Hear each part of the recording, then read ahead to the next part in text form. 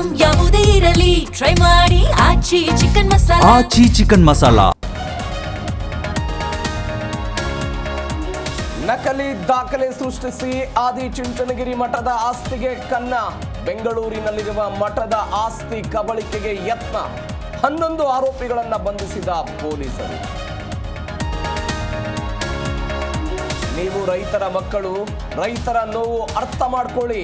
ಡಿಕೆಶಿ ಸರ್ಕಾರದ ನಿರ್ಧಾರವನ್ನ ಕಾದು ನೋಡ್ತೇನೆ.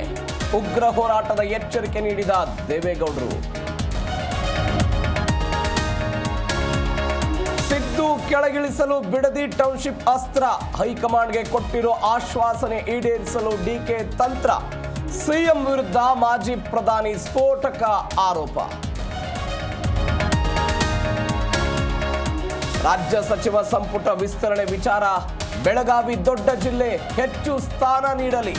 ದಾವಣಗೆರೆಯಲ್ಲಿ ಸಚಿವ ಜಾರಕಿಹೊಳಿ ಹೇಳಿಕೆ.